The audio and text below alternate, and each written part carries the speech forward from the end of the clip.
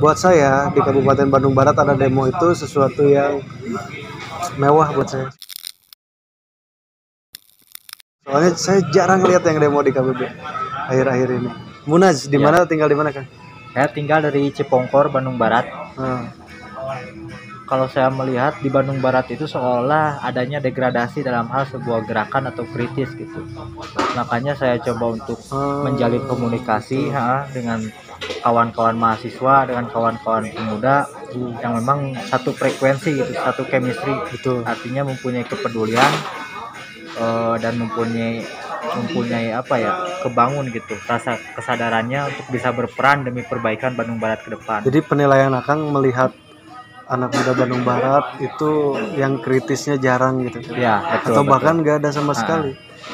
Makanya kan dari pasca Bandung Barat misah dari Bandung Induk, belum ada gerakan-gerakan daripada pemuda ataupun mahasiswa. Artinya tadi bahwasannya seolah-olah degradasi gitu dalam hal sebuah gerakan atau sikap kritis. Makanya mau sampai kapan saya coba untuk menginisiatori dan membentuk sebuah gerakan tersebut. Sebelumnya ada sih dari masa ke masa itu, cuman mungkin tidak sepopuler sekarang mungkin ya. Kalau dulu kan nggak ada viral, kalau sekarang ketika ada gerakan demo itu, bahkan gerakan demo yang hanya 1, 2, 3, 4, 5 orang itu bisa besar karena ya itu viral, gampang viral sekarang. Nah, Akang kemarin jadi nggak turun sampai ke Pemda nggak atau seperti apa? Ya.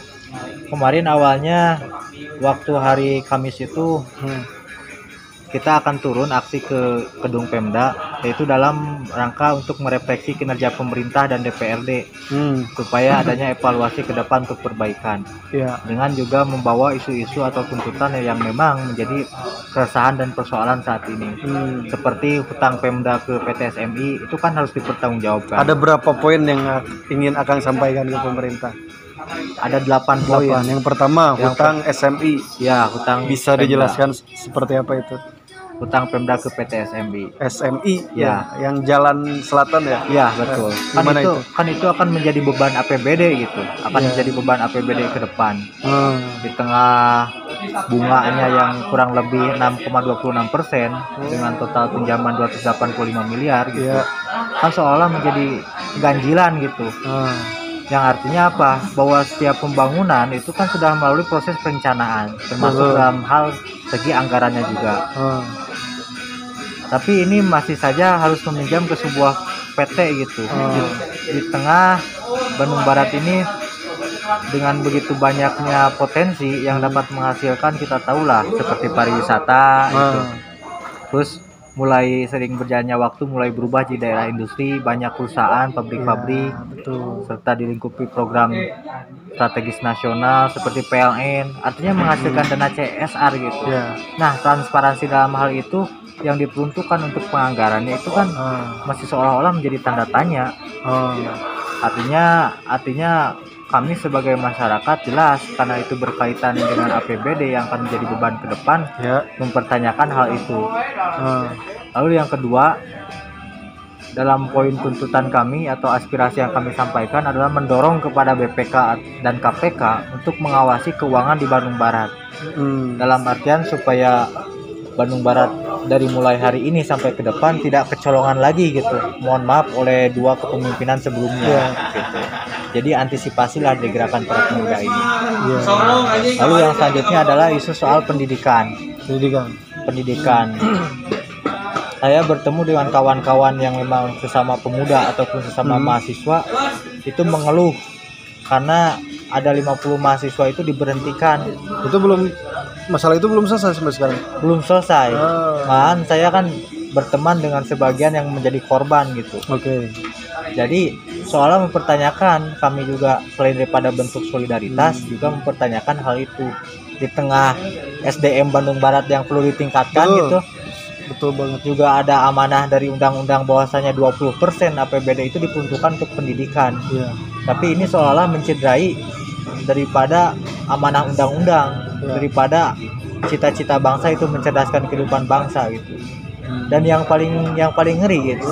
Yang paling ngeri jelas secara psikologi ke orang yang bersangkutan itu kena gitu. Iya, iya. Namun pernah nggak pemerintah memikirkan bagaimana psikologi yang menjadi orang tua mereka melihat anaknya sudah kuliah gitu? Ini tiba-tiba di tengah jalan diberhentikan tanpa alasan yang jelas. Iya. Pernah saya baca di sebuah artikel atau berita bahwasanya itu tidak masuk DPA gitu. Iya, iya. Lalu kenapa yang dikorbankan biaya tersebut gitu? Apa tidak ada biaya yang lain itu?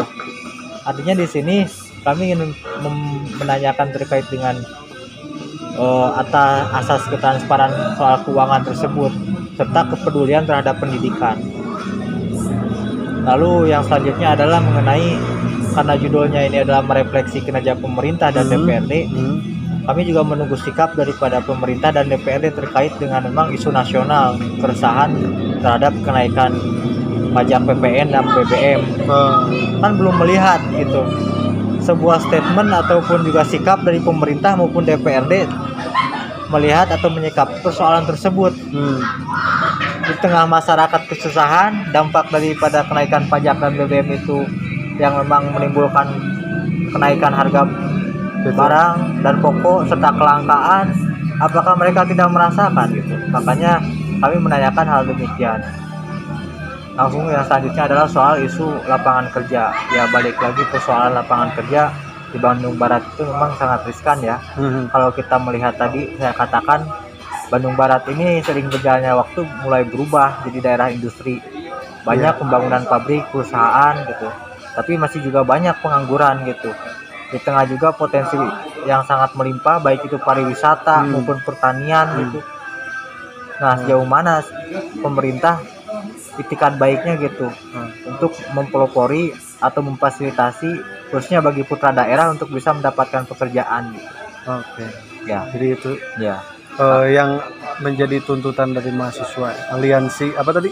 Aliansi Pemuda Revolusi Aliansi Bandung Barat. Pemuda Revolusi Bandung Barat itu yang menjadi tuntutannya. Iya. Yang tadi PTSMB itu memang menurut Akang ada opsi lain selain kita minjem duit. Iya, gitu. betul. Ada itu dengan memanfaatkan PAD seperti itu. Betul. Memanfaatkan PAD. Nah, kalau misalnya untuk pembangunan selatan misalnya, apakah bisa mencukupi PAD kita untuk membangun selatan? Justru kan kembali lagi kepada tadi asas transparansi soal keuangan. Kalau kita lihat dalam segi pariwisata ataupun aset-aset yang ada di Bandung Barat, baik itu pertanian, kita bisa berkaca kepada Lembang. Bagaimana Lembang menjadi sebuah kiblat pariwisata maupun pertanian. Iya, betul. Artinya menghasilkan PAD. Ya. Lalu yang kedua dari dana CSR, kita ketahui PLTA Saguling itu CSR-nya mengalir ke Pemda. Nah, peruntukannya itu untuk apa? Ya, Kan kita nggak tahu gitu kan. Tanda tanya. Masyarakat tidak tahu gitu. Tidak tahu. Hanya saja masyarakat jangan sampai hanya menjadi korban kecipratan, baik itu dalam soal pembangunan, polusi dan lain-lain gitu. Terus lahan yang terganggu, sumber air yang susah. Ini ketika ada hak memang dari perusahaan itu dana CSR ataupun tadi kembali lagi kepada PAD yang dihasilkan, itu peruntukannya untuk apa dan sudah sejauh mana gitu. Nah, setahu Akang CSR seperti apa memang sekarang? Ya, saya kan dari daerah selatan ya. Di daerah selatan seperti apa? Di daerah selatan. Pengguna CSR apakah sudah seharusnya atau memang CSR-nya ada tapi entah kemana?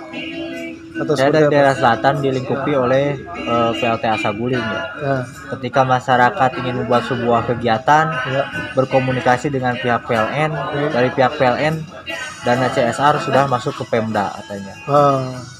Sudah masuk ke Pemda, artinya sebuah regulasi juga saya menanyakan faktor yang demikian. Apakah sudah ada regulasinya atau peraturan daerahnya gitu? Kalau toh memang kembali lagi PLN sudah menyalurkan CSR kepada Pemda, lalu Pemda memperuntukannya untuk apa gitu?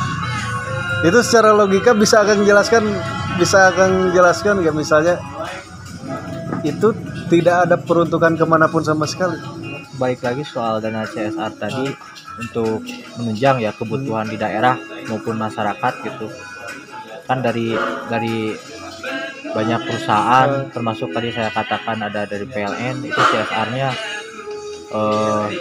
pihak-pihak PLN mengatakan sudah ke pihak Pemda. Tapi dari Pemda dikemanain? Pemda kan dikemanain. Apakah diperuntukkan atau difokuskan untuk A, B dan lain-lain? Saya tidak tahu. Kita nggak tahu. Tapi yang jelas ini masih saja gitu membuat sebuah kebijakan yang menjadi kejanggalan, yaitu meminjam ke sebuah PT itu. Iya, untuk pembangunan. Iya. Oke. Nah tadi soal mahasiswa dari 50 itu, menurut Akang harus seperti apa sih pemerintah untuk menyelesaikan masalah ini? Untuk menyelesaikan masalah ini kita balik lagi kepada asas kemanusiaan ya. Kalau toh memang pemerintah ada itikan baik untuk memajukan apapun pendidikan, caranya harus ada solusi intinya untuk gitu. Memajukan pendidikan, juga untuk meningkatkan SDM di Bandung Barat. Pemerintah harusnya membuat lagi sebuah kebijakan ataupun rapat gitu dengan wakil rakyat seperti DPRD untuk mencari solusinya gitu. Jangan sampai tadi mengorbankan harapan untuk melanjutkan pendidikan loh. Itu bukan main-main. Yang terkena psikologinya bukan hanya kepada pribadi udah masing-masing. Pendidikan kita teh di bawah rata-rata. Iya. Ditambah ada carut-marut seperti ini. Seolah kan mematahkan semangat pendidikan gitu. Artinya mereka lah sebagai pemangku kebijakan masa tidak bisa mencari solusi. Kalau mereka tidak bisa mencari solusi, untuk apa mereka menjadi pemerintah gitu? Seharusnya hal-hal seperti ini tuh harus matang ya kan. Karena pendidikan itu kan misalnya kita kan kuliah 4 tahun nih. Ya. Nah itu untuk 4 tahun itu harus fix dulu mampu negara pemerintah kita. Betul. Ini malah di tengah jalan malah di tengah jalan gitu, ada masalah gitu. Iya betul. Kalau tuh memang tidak siap, nah mending entong sekalian. Betul.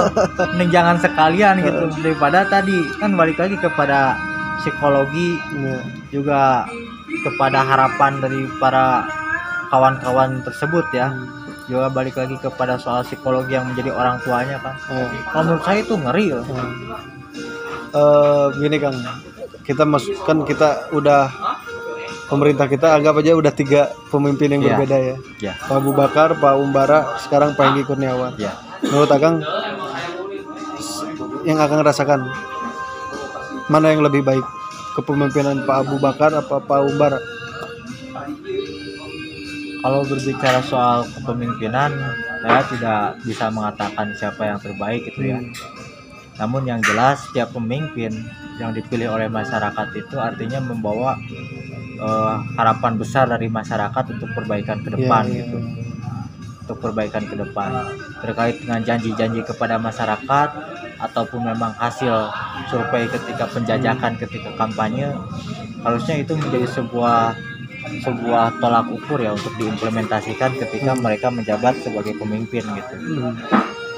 Nah, cuman ya yang saya harapkan kedepannya, dari mulai sekarang kedepannya, baik itu pemimpinnya si A, si B ataupun si C, yang penting lebih bijaklah dalam membuat sebuah kebijakan dan juga lebih baiklah dalam menjalankan roda pemerintahan gitu. Untuk masyarakat juga nih, harus seperti apa sih sebetulnya memilih pemimpin itu? Apakah saya ingin tuh masyarakat tuh bisa lebih memilih itu lebih rasional kan? Ya jangan sampai kita memilih itu karena termakan janji gitu guys. Kita anak muda ya. Tugas kita sosial kontrol. Selain kita mengkritik pemerintah, kita juga harus bisa mendidik masyarakat. Betul. Soalnya kalau kita bicara soal gerakan, itu salah satunya adalah upaya pencerdasan. Yang mana muaranya tadi adalah untuk melawan penindasan. Apakah itu dari para pemerintah ataupun memang dari oknum-oknum yang memang berselingkuh dengan birokrasi gitu, dalam artian lebih tanpa adanya sikap yang memang lebih pro kepada masyarakat baik dalam hal kebijakan, itulah yang harus kita lawan. Oke, penutup nih dari aliansi, saya lupa lagi ada.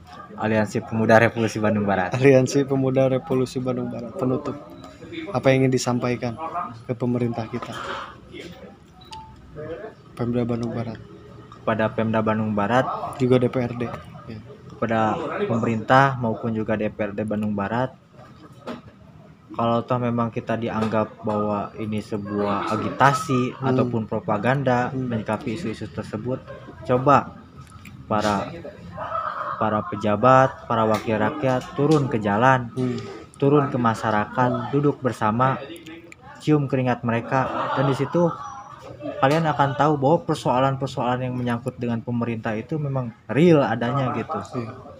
Memang harus dicarikan solusinya oleh kalian sebagai para pemangku kebijakan gitu.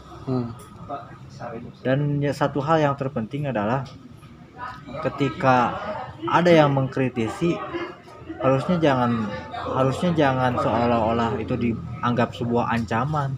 Tapi kalian juga harus berpikir untuk membuat atau melakukan sebuah evaluasi untuk perbaikan ke depan. Oke. Jangan anggap itu sebagai ancaman. Iya. Noted. Ada lagi yang ingin disampaikan?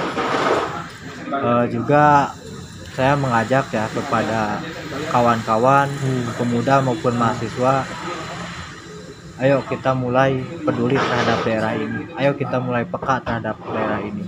Kalau bukan kita, siapa lagi? Kalau bukan dimulai dari sekarang, kapan lagi? Kita ketahui bahwa para pemuda maupun mahasiswa itu sangat vital. Artinya sebagai penyambung lidah masyarakat, betul, sosial kontrol, agen of change, maka itulah yang diharapkan masyarakat gitu. Kita itu sebetulnya kalau saya berani katakan yang menjadi wakil rakyat itu bukannya DPRD, tapi kita sebagai pemuda maupun mahasiswa yang memang real mewakili apa yang menjadi keresahan dan aspirasi masyarakat. Maka demi itu ayo kita bersama bersikap peduli, membangun kepedulian, menumbuhkan kepekaan terhadap daerah ini untuk perbaikan ke depan gitu. Oke. Nanti ke depannya kita akan masih terus berkomunikasi dengan aliansi untuk ya bersinergi menjadi sosial kontrol di Kabupaten Bandung Barat. Terima kasih. Wassalamualaikum warahmatullahi wabarakatuh. Waalaikumsalam warahmatullahi wabarakatuh.